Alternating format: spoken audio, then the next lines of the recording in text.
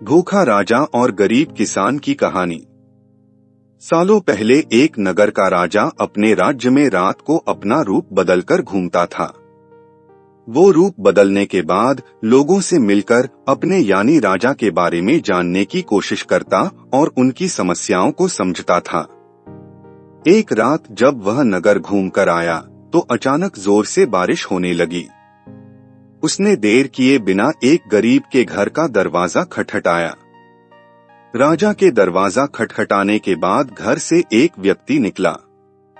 वह एक गरीब किसान था जो अपनी पत्नी और बच्चों के साथ रहता था। बारिश तेज थी तो किसान ने राजा को अंदर आने के लिए कहा। राजा ने घर में जाने के बाद पूछा, क्या आप मुझे कुछ खिला सकते हैं? मुझे बहुत तेज भूख लगी है। वो गरीब किसान और उसका परिवार 3 दिनों से भूखा था और उसके घर में एक भी दाना अन्न का नहीं था। किसान के मन में हुआ कि भले ही हम भूखे हैं, लेकिन अपने अतिथि को यूं भूखा नहीं रख सकते। अब किसान ये सोच कर बेचैन हो गया कि अपने अतिथि का पेट कैसे भरा जाए। तभी उसने घर के सामने वाली दुकान से चावल चुराने की तरकीब सोची। उसने सिर्फ अतिथि के लिए ही 2 मुट्ठी चावल लिया और उसे पकाकर राजा को खिला दिया। तब तक बारिश रुक गई थी और राजा अपने घर चला गया।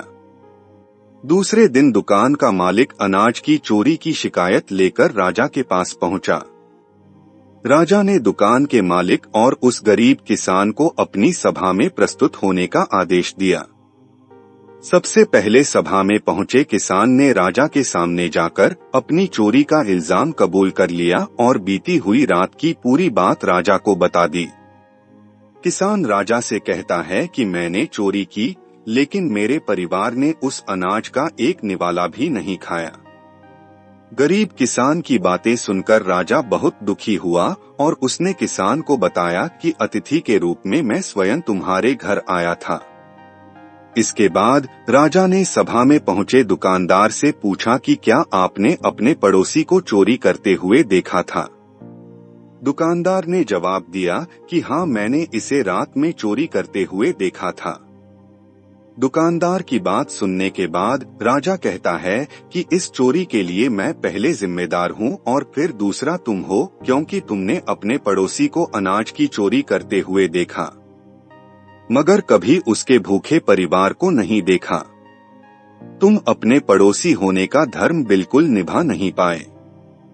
इतना कहने के बाद राजा ने दुकानदार को सभा से जाने के लिए कह दिया और किसान की अतिथि निष्ठा भाव को देखकर उसे 1000 सोने के सिक्के इनाम के रूप में दे दिया।